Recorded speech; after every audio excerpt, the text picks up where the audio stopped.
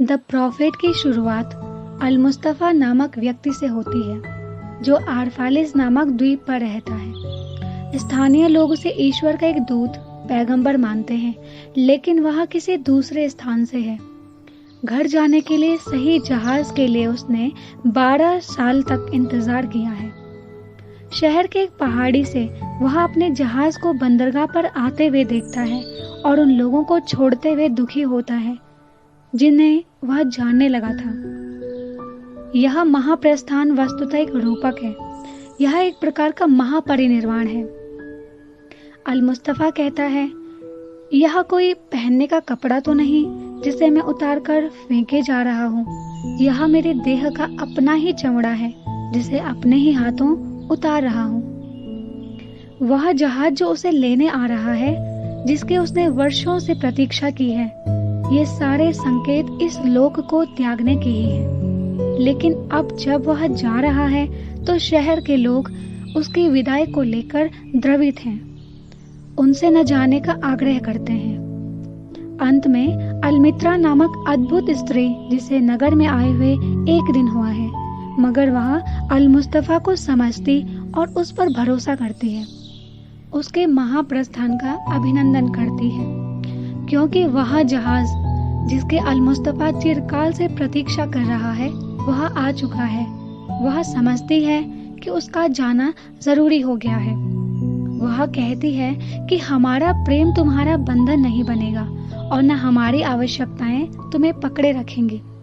लेकिन अल-मुस्तफ़ा के जाने से पहले अलमित्रा उससे निवेदन करती है कि जाने के पहले जो उसने जीवन का अनुभव किया है, अज्ञान की अवस्था में जो हर्ष शोक उसे हुए हैं, जीवन और मृत्यु के बीच जो कुछ है, उसके विषय में जो उसने जाना है, वह हम आरफालिस वासियों को बता कर जाओ।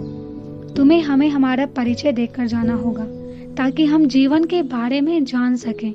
इसके बाद अल-मुस्तफ़ा ने जो बताया वही इस पुस्तक का आधार बनता है। आइए शुरुआत करते हैं कुछ महत्वपूर्ण अध्यायों की। जिब्रान समस्त ब्रह्मांड को घर मानते हैं। उनके लिए मीनारों से घिरे हुए घर में रखवाली लायक कुछ नहीं है जिसे बचाया जा सके। घर के बारे में अल-मुस्तफ़ा कहता है, तुम उन मकबरों में मत रहो जो मुर्दों ने जीवितों के लिए बनाए हैं। तुम्हारा घर भले ही भव्य और सुंदर हो, लेकिन न तो तुम्हारे राजों को छिपाए और न तुम्हारी तृष्णाओं का आश्रय हो, क्योंकि वह जो तुम में अनंत है, आकाश के महल में रहता है, जिसका फाटक प्रभात का कोहरा है और जिसकी खिड़कियां रात्रि की रागिनियां और खामोशियां हैं। अलमित्रा के निवेदन पर अल-मुस्तफ़ा ने प्रेम के संबंध में कहा, अल-मुस्तफ़ा का प्रेम एक रोमानी प्रेम है जो व्यक्तिगत से कहीं अधिक आध्यात्मिक है। अल-मुस्तफ़ा कहता है, प्रेम किसी को अपने आप के सिवा न कुछ देता है, न किसी से अपने सिवा कुछ लेता है। प्रेम न किसी का स्वामी बनता है, न किसी को अपना स्वामी बनाता है, क्योंकि प्रेम प्रेम में ही परिपूर्ण है। जब तुम प्रेम करो तब यह न कहो ईश्वर मेरे हृदय में है, बल्कि कहो मैं ईश्वर के हृदय में हूँ। और कभी ये न सोचना कि तुम प्रेम का पथ निर्धारित कर सकते हो, क्योंकि प्रेम यदि तुम्हें अधिकारी समझता है तो स्वयं तुम्हारी राह निर्धारित करता है। प्रेम अपने आप को संपूर्ण करने के सिवा और कुछ नहीं चाहता। यदि तुम प्रेम करो और तुम्हारे हृदय में कामनाएं उठें तो वो इस तरह हो, मैं द्रवित हो सके बहते हुए झरने की तरह रजनी को सुमधुर गीत से भर सकूं, अत्यंत कोमलता की वेदना मैं अनुभव कर सकूं, अपने प्रेम की अनुभूति से मैं घायल हो सकूं। अल-मुस्तफ़ा विवाह के बारे में कहता है, एक दूसरे से प्रेम करो, लेकिन प्रेम को बंधन न बनने दो, बल्कि उसे अपनी आत्माओं के किनारों के बीच तरंगित समुद्र बनने दो। एक दूसरे का प्याला भरो, लेकिन एक ही प्याले से मत पियो। एक दूसरे को अपने भोजन का भाग दो, लेकिन एक ही रोटी में से दोनों मत खाओ। साथ साथ गाओ, नाचो, हर्षोन्मत हो, फिर भी एक दूसरे को एकांत पाने दो। जिस तरह वीणा के तार एक ही राग में कंपित होते हुए भी अलग अलग हैं। हृदय को अर्पित कर दो, लेकिन एक दूसरे के संरक्षण में मत रखो, क्योंकि केवल जीवन की मुट्ठी में ही तुम्हारे हृदय समा सकते हैं। ईश्वर के सिवा कोई संबंध ऐसा नहीं जो व्यक्ति के नितांत निजी एकांत में अतिक्रमण करे। संतान के विषय में अल-मुस्तफा कहते हैं, तुम्हारे बालक तुम्हारे अपने बालक नहीं हैं, वे जीवन के जन्म लेने के लालसा की संतानें हैं। वे तुम्हारे द्वारा आते हैं, लेकिन तुम में से नहीं, और यद्यपि वे तुम्हारे साथ हैं, फिर भी वे तुम्हारे नहीं हैं। तुम उन्हें अपना प्रेम भले ही दो, लेकिन अपने विचार मत दो, क्योंकि उनके अपने विचार हैं। तुम उनके शरीरों को भले ही घर में रखो, लेकिन उनकी आत्माओं को नहीं। जिब्रान श्रम को प्रेम का जरिया मानते हैं।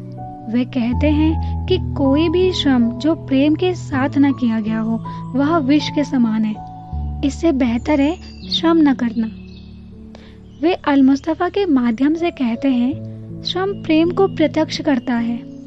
यदि तुम प्रेम सहित श्रम नहीं कर सकते, बल्कि अरुचि से करते हो, तो अच्छा है कि तुम अपना काम छोड़ दो, क्योंकि यदि तुम लापरवाही से रोटी सेंकते हो तो तुम बेस्वाद रोटी बनाओगे, और इससे मनुष्य की भूख ही भाग जाएगी। मित्रता के विषय में अल-मुस्तफा कहते हैं, तुम्हारा मित्र तुम्हारे अभावों की पूर्ति है। वह तुम्हारा खेत है, जिसमें तुम प्रेम का बीज बोते हो और कृतज्ञता का फल प्राप्त करते हो।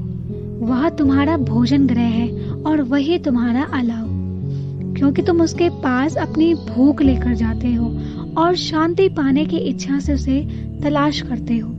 जब तुम्हारा मित्र तुम्हारे सामने अपना दिल खोल कर रखे, तो तुम अपने मन के ना को प्रकट करने में मत डरो और ना हाँ कहने में झिझको। और जब वह चुप होता है, तब भी तुम्हारा हृदय उसके दिल की आवाज सुनना बंद नहीं कर देता।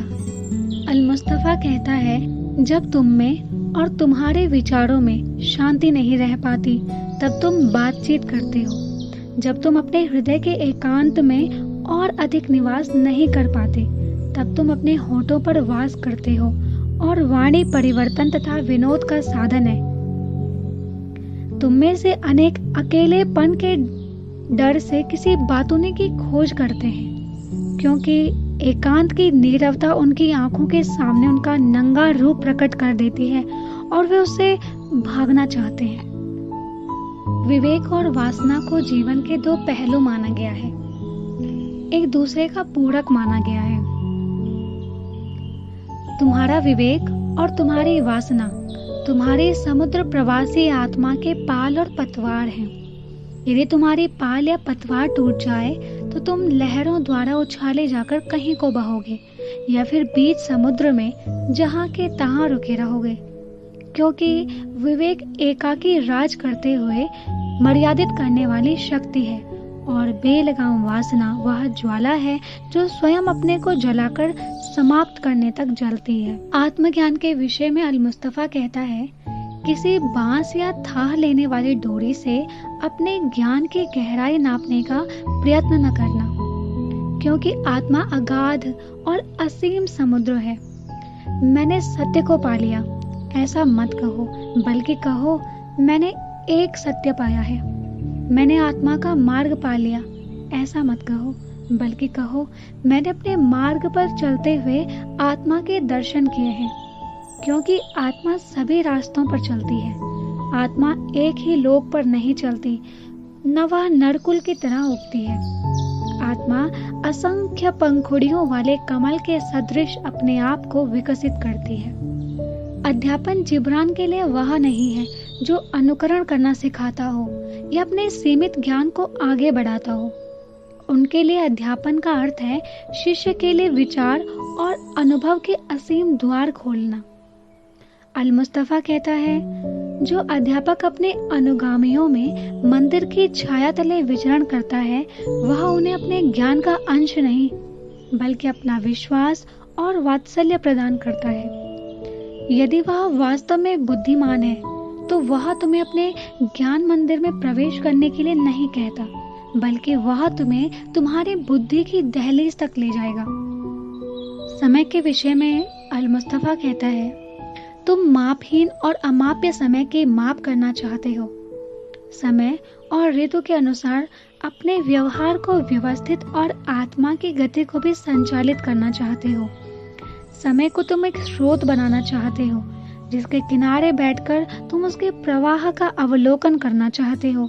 लेकिन तुम्हारे अंदर का कालातीत तुम्हारे जीवन की कालातीतता से परिचित है और वह जानता है कि बीता हुआ कल आज की स्मृति है और आने वाला कल आज का स्वप्न। जिब्रान के लिए आनंद मुक्ति की अवस्था है। वे कहते हैं, आनंद एक मुक्ति गान है, लेकिन यह मुक्ति नहीं है। यह तुम्हारी कामनाओं का फूलना है, लेकिन यह उनका फल नहीं है। यह एक गहराई है जो ऊंचा चढ़ने के लिए पुकारती है, लेकिन यह स्वयं न गहरी है न ऊंची है। यह पिंजरबद्ध का उड़ उठना है, लेकिन यह परिधि से सीमित दूरी नहीं है। हाँ, वास्तव में आनंद मुक्ति गान है और मैं चाहता हूँ तुम हृदय की संपूर्णता से इसे गाओ, लेकिन यह नहीं चाहता कि गाने में अपने हृदय गंवा दो। जिब्रान कहते हैं, सुंदरता आनंद की तरह है और वे इसे जीवन का मूल मानते हैं। जिब्रान के अनुसार सुंदरता ही हमारा पथ और पथ प्रदर्शिका है। सुंदरता आकांक्षा नहीं, परमानंद है। यह ना तो त्रिशाकुल कंठ है, न याचना के लिए फैला हुआ खाली हाथ, बल्कि यह एक प्रज्वलित हृदय और एक मंत्र मुग्ध चित्त है। यह ना तो वह प्रतिमा है जिसे तुम देख सको और न वह गान जिसे तुम सुन सको, बल्कि एक ऐसी प्रतिमा जिसे तुम देखते हो यद्यपि तुम अपनी आंखें बंद कर लेते हो, और एक ऐसा गान जिसे तुम सुनते हो यद्यपि आपके कान बंद होते हैं। यदि तुम ईश्वर को जानना चाहते हो तो पहेलियां हल करने वाले मत बनो, बल्कि अपने चारों ओर निगाह डालो। तुम उसे अपने बच्चों के साथ खेलते हुए पाओगे। आकाश पर निगाह डालो, तुम उसे बादलों में विचरते, बिजली में बाहें फैलाते, वर्षा की धार में उतरते हुए पाओगे। तुम उसे फूलों में मुस्कुराते और ऊपर उठते और वृक्षों में अपने हाथों को हिलाते हुए देखोगे। अल मुस्तफा के अनुसार मृत्यु समस्त जीवन का ही सार है। जीवन के अंतर प्रदेशों में खोजे बगैर मृत्यु को समझ पाना मुश्किल है। वह कहते हैं, यदि तुम वास्तव में मृत्यु की आत्मा को देखना चाहते हो तो जीवन की काया के सामने अपने हृदय को खोल कर रख दो, क्योंकि जीवन और मृत्यु एक ही है, जैसे नदी और समुद्र भी एक है।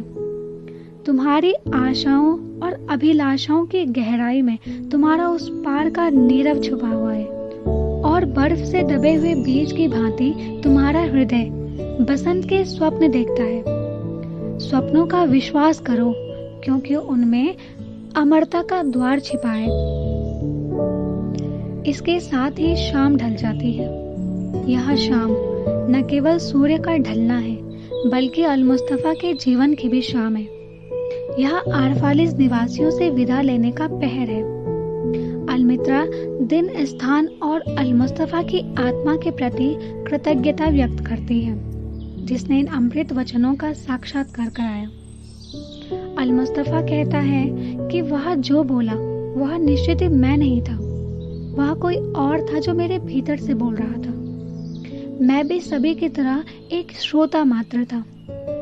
भीड़ आंसू बहाते हुए अल मुस्तफा के पीछे पीछे चल पड़ती है, जहां वह चलते चलते एक लंबा विदाई भाषण देता है, और जिन लोगों ने उसे प्रेम किया, उनकी सेवा करने का प्रयास किया, उन्हें धन्यवाद देता है, उन्हें प्रोत्साहित करता है, अपने तरीकों को सही ठहराता है और उनसे आग्रह करता है कि वे सभी चीजों में उत्कृष्टता प्राप्त करें और जीवन में छुपी हुई चीजों को पूर्ण रूप से प्रकट होने तक धैर्य से इंतजार करें। अल मुस्तफा उत्साहजनक, चुनौतीपूर्ण, आशान्वित और सबसे ऊपर अंत तक रहस्यमय बना रहता है। विदा के पहर भी उसके शब्द अद्भुत रहते हैं। आरफालिस के निवासियों, मैं वायु के साथ जा रहा हूँ, लेकिन शून्यता में नहीं। और यदि यह दिन तुम्हारे अभावों और मेरे प्रेम की पूर्णता नहीं है, तो इसे किसी आने वाले दिन तक एक इकरार रहने दो। मनुष्य के अभाव बदलते हैं, लेकिन उसका प्रेम नहीं, और न ही उसकी यह इच्छा कि प्रेम उसके अभावों को संतुष्ट करे। इसलिए जान लो कि मैं महामौन से लौटूंगा। वह कोहरा जो सूर्योदय के समय खेतों में केवल तुहिन बिंदु छोड़कर बह जाता है, फिर उठेगा और एकत्रित होकर बादल बनेगा और तब वर्षा बनकर नीचे गिरेगा। भूल मत जाना कि मैं तुम्हारे पास वापस आऊंगा। कुछ ही समय उपरांत मेरी इच्छा दूसरे शरीर के लिए मिट्टी और पानी जमा करेगी। कुछ समय उपरांत वायु का एक क्षण विश्राम कोई दूसरी माता मुझे धारण करेगी। विदा तुमसे और उस तारुण्य से जो मैंने तुम्हारे साथ बिताया है। यह तो कल ही हम स्वप्न में मिले थे। तुमने मेरे एकांत में मेरे लिए गाया है और मैंने आकाश में तुम्हारी आकांक्षाओं की मीनार निर्मित की है। किंतु अब हमारी नींद उड़ चुकी है, हमारा स्वप्न समाप्त हो चुका है और अब प्रभात भी नहीं है।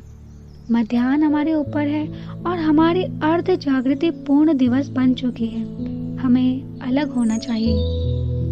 और यदि स्मृति के संध्या काल में हम फिर कभी मिले तो हम अधिक बातें करेंगे और तुम मेरे लिए गीत गाओगे।